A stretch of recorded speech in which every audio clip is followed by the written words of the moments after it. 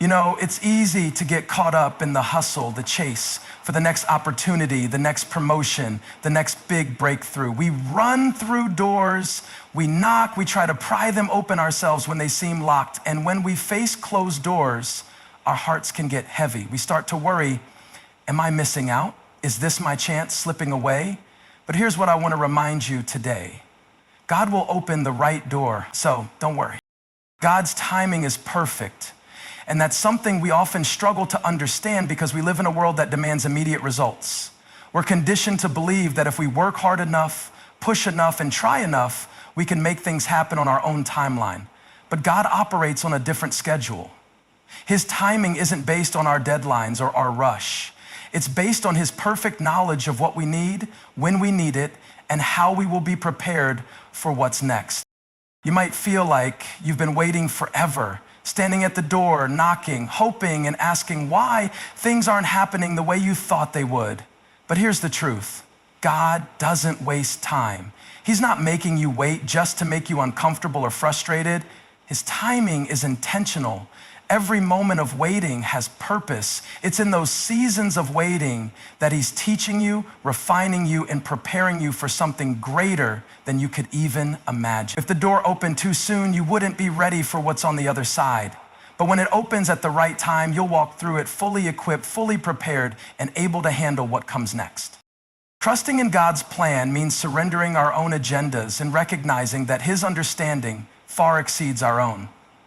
It's easy to trust when everything is going according to our own ideas of success, when the doors are wide open and we're walking in the direction we've always dreamed of. But true trust is forged when things don't go as planned, when doors close, and when the path ahead doesn't look anything like what we envisioned. We have to understand that God is not just responding to our immediate needs, he's working on a much bigger canvas. His plan doesn't just account for our momentary happiness or our temporary goals. It's shaping us, molding us, and guiding us to a future that we cannot yet see. There are seasons when God leads us through challenges or detours, and in those times, we might question if we're on the right track. But that's when we have to lean in deeper and say, I trust you. God's plan for us isn't about everything falling into place exactly the way we expect. It's about his divine orchestration of the events in our lives, knowing that the struggles and the waiting are part of his refining process. He sees the end from the beginning, and he is positioning us for a future far better than we can picture. It's not just about what's happening right now, but about the legacy he's building through us, the growth he's developing in us, and the purpose he's aligning for us. Trusting in God's plan means not getting discouraged when things don't go as we thought. It means leaning on the belief that God sees the big picture and knows what's ahead. Sometimes we may feel like we've lost direction, but in those moments, we must remember that God's plan is always active, even when we can't see it. Every step, every turn is part of a divine design that we may not understand in the moment, but it will make sense in time. Trusting in his plan means letting go of our need to control the outcome and giving it to the one who knows what's best. Resting in God's promise is an act of faith, a decision to place our trust completely in him even when life feels uncertain. We live in a world that tells us to hustle, to make things happen, and to never stop working for what we want. But God invites us to do something different. He invites us to rest in his promises. The rest we're talking about isn't passive. It's not about doing nothing. It's about surrendering our anxieties, our striving, and our need to control, and instead choosing to trust that God is in charge and his promises are reliable. When we rest in his promise, we are acknowledging that God has already spoken over our lives, and we don't need to fight for what is already ours. His promises are not just words on a page. They are guarantees for our lives. Whether it's his promise to provide, to guide, to never leave us, or to make all things work together for good, we can rest in the truth that God keeps his word. It's not about our strength or our timing. It's about his ability to fulfill what he has spoken. Resting in his promise also means we stop chasing things that were never meant for us. We often find ourselves running after opportunities, relationships, and achievements, thinking they'll bring us peace or fulfillment. But God's promise is that he will provide what we truly need at the right time. When we rest, we stop grasping at every possibility and instead wait for the one that aligns with God's will for our lives. We trust that he will bring the right opportunities, the right relationships, and the right doors at the moment when we are ready. True rest comes when we let go of our own agenda and trust that God is working things out on our behalf. We can rest in the fact that he knows what we need before we even ask for it. His promises are not just about our immediate comfort, they are about our long-term purpose. When we rest in his promises, we are acknowledging that he has our best interest at heart, even when we can't see the full picture. It's a peace that comes from knowing he is in control and that he is faithful to his word. The right door might be different from what we expect. We all have ideas of what success looks like, what the future holds, and where we think we should be heading. Our expectations often come from what we've seen others experience or from what we've envisioned for ourselves based on our dreams and desires. We have a clear picture of what the right door should look like. Maybe it's a job, a relationship, a breakthrough, or a certain level of accomplishment, but sometimes the very door we think we're supposed to walk through doesn't open, and a door we never saw coming presents itself in a way we didn't expect. It's easy to assume that the right door will be the one we've been waiting for, the one that aligns with our plan. But God's ways are often different from our ways. He sees things from a higher perspective. What we view as the perfect opportunity may not be what will truly fulfill the purpose he has for us. The right door may look completely different from the door we had in mind, and that's because God knows the deeper desires of our heart and the destiny he has in store for us. Take a moment to think about your life, your journey, and all the times you felt you were so sure about a direction. Maybe you felt certain that a particular job was the key to your future, or that a relationship was going to be the one that defined your life. But as time passed, that door didn't open, or it closed in a way you didn't expect. Instead of going according to your plan, you found yourself walking through doors you never thought would lead anywhere meaningful. And yet, those very doors often turn out to be the ones that open up the most growth, the most transformation, and the most fulfillment. This doesn't mean that what you imagined for yourself wasn't important or that your dreams were wrong. It means that God's vision for our lives is often broader, deeper, and more expansive than we can grasp. He sees the full picture, while we are often focused on one small part of it. When one door closes, it's not a rejection of who you are or what you deserve. It's a redirection towards something better, something that will fulfill your purpose more completely than you can understand right now. The right door might not be the one you envisioned because it doesn't always come with the title, the label, or the status that you thought it would. Sometimes the right door looks messy, uncomfortable, or even like a step backward, but it's in that place where God begins to shape you in ways you never anticipated. The perfect door may be hidden behind an opportunity that doesn't look like success at first glance. It might require stepping out of your comfort zone, trusting in a process that feels uncertain, and waiting patiently for clarity to emerge. Think about how many times in Scripture God led people through unexpected doors. Moses didn't expect the burning bush to be his calling. David didn't expect to be chosen as king while tending sheep.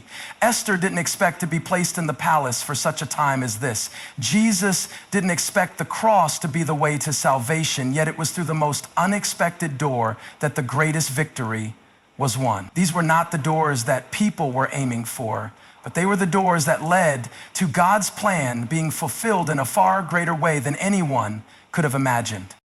God doesn't always give us what we expect, but he always gives us what we need. The right door might be different from what we thought we wanted, but it will always lead us to where we're meant to be. It will stretch us, grow us, and ultimately bring us into a deeper relationship with him and a greater understanding of his purpose for our lives. The key is to trust that the door he opens is the one that will lead us towards something greater than what we initially saw. It's a challenge to let go of our expectations and embrace the unknown, but that's where faith comes in. Faith is not about knowing everything or understanding every step along the way. It's about trusting that God knows what he's doing and that the door he opens, no matter how unexpected, is the one that is right for us. Peace comes from surrendering, and this is something that we often don't want to hear. The idea of surrender can feel like defeat, like giving up or losing control. In a world that values independence and self-sufficiency, the idea of surrendering seems counterintuitive. We're taught to fight for what we want, to take control, and to push through challenges with all our strength. But in the kingdom of God, the pathway to true peace is not found in fighting harder or controlling more. It's found in surrendering everything into his hands.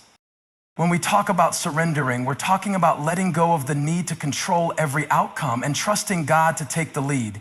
This doesn't mean that we stop acting or stop doing what we're called to do. It means that we stop trying to force things to happen the way we think they should, and instead we submit our plans, desires, and timelines to God. We recognize that he sees the bigger picture, and his plan for our lives is always better than anything we could come up with on our own. One of the biggest challenges in life is learning to surrender. We feel like we have to take charge of every situation, fix every problem, and secure every opportunity. But when we surrender, we are choosing to trust that God is sovereign over every area of our lives. We acknowledge that he has our best interests at heart, even when things don't look the way we expect them to. In surrender, we are choosing to rest in the knowledge that God's plan will unfold in its time, and that peace comes when we stop trying to control it all ourselves. Surrendering to God doesn't mean that we never have a desire to see things happen. It doesn't mean that we stop dreaming or working toward our goals. Instead, it means that we stop holding on to those desires with a tight grip. We allow God to direct them. We say, I want this, but if it's not in your plan, I'm okay with that. I trust you more than I trust my own understanding of what's best. In doing this, we open ourselves to a peace that is far deeper than anything that comes from our own efforts. It's a peace that transcends our circumstances because it's rooted in the confidence that God is in control, even when we don't have all the answers. The peace that comes from surrendering is not the absence of difficulty or struggle. It doesn't mean that everything will always go smoothly. Rather, it's the peace that comes from knowing that even in the midst of the storm, we are held by a God who is bigger than our circumstances.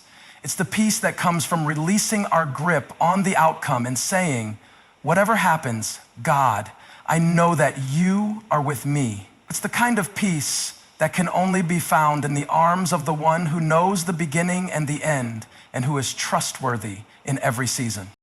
In fact, when we refuse to surrender, we find ourselves in a constant state of anxiety and stress. We hold on so tightly to our plans and desires that we lose sight of the peace that comes from trusting God with our lives. We fear that if we let go, we might lose control or miss out on what we want. But the truth is that when we try to control everything, we end up only creating more chaos in our minds and hearts. True peace comes when we let go of the need to manage every detail and trust that God is working everything together for our good. Surrendering isn't easy, but it's necessary if we want to experience the fullness of the peace that God offers. It's a continual process of choosing to let go over and over again. It's about yielding to God's will instead of striving for our own. And when we do, we discover that the peace we thought was out of reach was right there all along, waiting for us to surrender. A door closed is not a defeat. In fact, it's one of the most important truths we need to internalize if we are to live in peace and confidence. In life, we face countless closed doors, opportunities that don't materialize, relationships that end, dreams that seem to be crushed. When these doors close, it can feel like a rejection, a failure, or a dead end. We might wonder if we've done something wrong or if we're not good enough. But the truth is that a closed door is not the final word. It's simply a redirection, a part of the divine process that's leading us to a place where we're meant to be. A closed door is often seen as a setback, but in reality, it's a sign that God is protecting us from something we might not fully understand. The disappointment that we feel when a door closes is real, but it is not the same as defeat. Sometimes what we think is the right opportunity for us is actually not in alignment with God's plan for our lives. A closed door might sting, but it is not a permanent condition. It is an invitation to trust that God has something better in store for us. It's easy to view a closed door through the lens of loss, but it's more helpful to look at it through the lens of redirection. We often don't understand why things don't work out the way we planned. Perhaps a job that we thought was our dream position falls through, or a relationship we invested in doesn't turn into the partnership we imagined. In those moments, it's hard to see beyond the immediate disappointment, but God sees the bigger picture. He knows that the door you were trying to push open wasn't going to take you where He wants to lead you. In those moments, we need to trust that a door closing is part of His way of protecting us, guiding us, and moving us toward something better. When God closes a door, it's not a sign that we've failed. It's not a verdict on our worth or abilities. It's an indication that God is working behind the scenes to bring us into a place that will ultimately fulfill His purpose for us. Sometimes a closed door is necessary for us to learn, grow, and prepare for what's next. The waiting period that follows can be a time of deepening our faith, refining our character, and sharpening our skills. It's during these seasons of waiting that we become more resilient, more trusting, and more ready for the next open door. One of the most powerful lessons we can learn from closed doors is the importance of surrender.